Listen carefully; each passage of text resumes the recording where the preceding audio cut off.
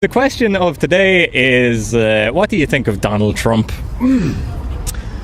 Well, a friend of mine was in New York recently, and she was speaking to a taxi driver, and he told her that since Donald Trump has got into power, the average person on the lower wage scale has gone up by 8,000 per year. So I don't know if it's true, but she reckoned he was being totally bona fide and honest, and I've no reason to doubt it. Mm-hmm. So I like Trump so far in that regard. I think the world is using him as a scapegoat to vent a lot of their own personal frustration in their own life that they're not able to vent because the facilities or the platform isn't there to actually dump your emotional baggage on someone. Yeah, that's a fascinating point of view. I think there is a lot of media bias as well, and certain players like Hillary Clinton have very powerful financial players on their side, people like George Soros and the international banking cartels generally, and George Soros has a share in over 30 news media organizations as well, so I feel there is very much unfair coverage of Donald Trump in the media. But yeah, like you, I think he seems to be doing well and he seems like a nice guy. So can I get your opinion on the border wall situation in the US? Do you have any thoughts or sentiments about that? Well, I don't really have much information factually, right? Only from my own opinion, really, of what I have read. Yeah. It just seems to be a scaremongering tactic, and a kind of a spin kind of a thing to deflect from the fact that America are selling most of the weapons in the world. And I think that really the media is focused on this wall to kind of, I don't know, the fact that their economy is in the toilet, the fact that the world policies and money currencies are in trouble. I just think it's a deflection, a scaremongering tactic. If they need to build a wall, they need to build a wall. There's walls built in every other country in the world. Why not America? They're no different to anybody else. Yeah, I think Mexico actually has a wall on its southern border, doesn't it? Yeah, Mexico actually has a wall on its southern border, so nobody ever talks about that, you know, and nobody is decrying the Mexicans as prejudiced because of their wall. But yeah, it just seems like a total non-issue to me. I mean, surely the integrity of the borders of a country is what makes the country a coherent unit separate from everything else going on around it. Well, there's this false kind of inviting, how would I say, like it's like, what does my opinion count in a wall that's going to be built anyway? It's none of my business. It's none of my business what happens in another country. Mm-hmm.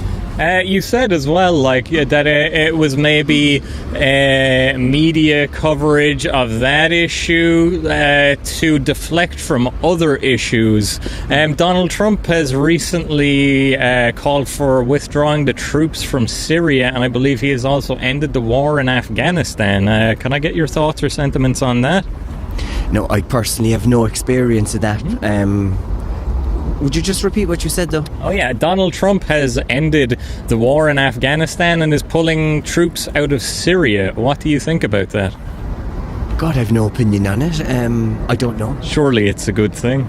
Well, it is, but I don't know. Surely it's a good thing from this standpoint. It's a good thing, but I don't know why they were in there in the first place. I don't. There's a whole kind of capsule of information I've no awareness of there. So my opinion, I feel I wouldn't be telling the truth. Mm-hmm. So that's fair. That's fair. What are your thoughts or sentiments on the immigration situation in Europe at present? Again, I feel there's loads of scaring, and the media really I kind of feel the media really, they don't pay journalists anymore to actually do some good psychological journalism.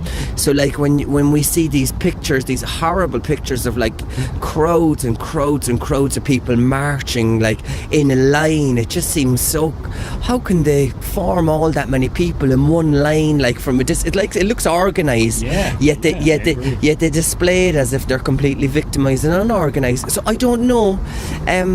Really and truly, my opinion kind of is it's I really don't think I don't want my opinion to matter, actually, I'd be honest. But I really wouldn't like to be a refugee running from disaster in my own country. We're very lucky in Ireland that we don't have that, but I don't know, did I answer that question? Yeah, that's fair enough. About... I just don't believe a lot of it.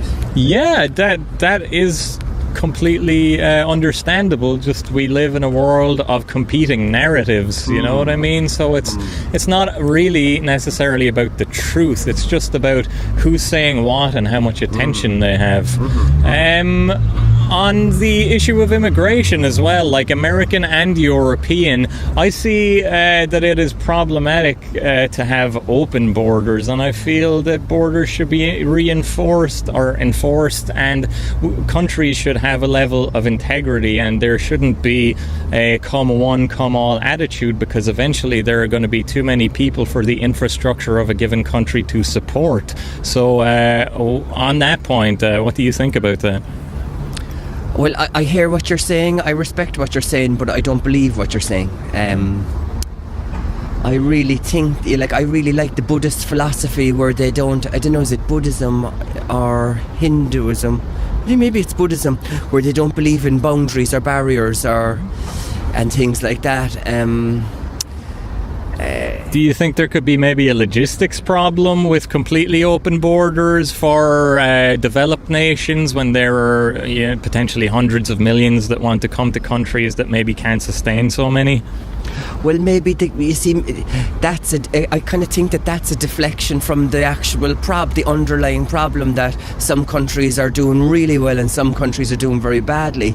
So it's easy to deflect it onto the emigration and the millions of people wanting to come in and take everything what the rich people have, or the people that are more well off than people who don't have. So again, you're opening there's a whole capsule of information there that the underlying problem is never looked at. It's deflected onto blaming people who don't have much, threatening people who have other stuff. It's kind of a bit immature. Yeah, it was not my intent to place any blame on migrants, but I'm just trying to think in terms of policies and management of infrastructure for the integrity of the future of countries like Ireland and other countries. I mean, we see France now is in great turmoil, and that is as a direct result of the increased living costs that come from more and more people who are not correctly accommodated, and so the price of living rises exponentially subsequently. Again, I hear you, but the answer is expected to come from people, right? So no one's looking at the system that gets people in the shit they're in. So the system is what's going to need to be investigated, not the actual people. And we need to stop blaming people for systems, psychologies that nobody wants to look at or investigate.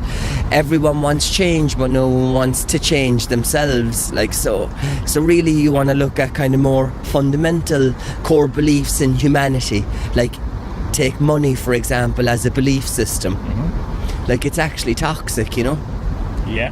And as well, the fact that the money system we have now is built on inflation and private central banks who are endlessly profiting off the use of money, when there are alternatives available like national currencies or even cryptocurrency. So on those points, do you have anything to add?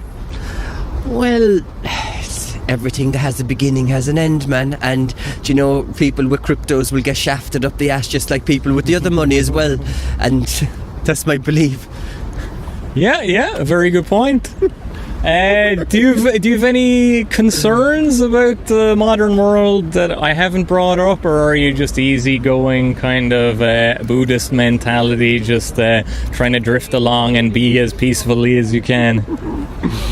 It's a daily practice to learn to kind of not judge people, because I think everyone is doing the best they can, especially people who are in positions of losing a lot. They have a lot more to fear than people who have nothing to fear. Yeah. So again, it's the fear and the insecurities. It's not as if we've another planet to go to. We really need to start connected and be human, And I think that's a Buddhist philosophy, and I don't know if it means anything, but again, it's like we're always putting the problem outside of ourselves. Sure, the world can only be what's happening inside ourselves, projecting it on and blaming Donald Trump for our own insecurities. But that doesn't mean I don't trust the experience of people who know he mightn't be doing a good job either. I'd weigh up both sides, and I think there's room for both. I think that's all I can say. Fantastic. We appreciate your time very much. My name's Colin. Nice to meet you. That was great. Brian, nice to meet you. This is Dave. I did. Great.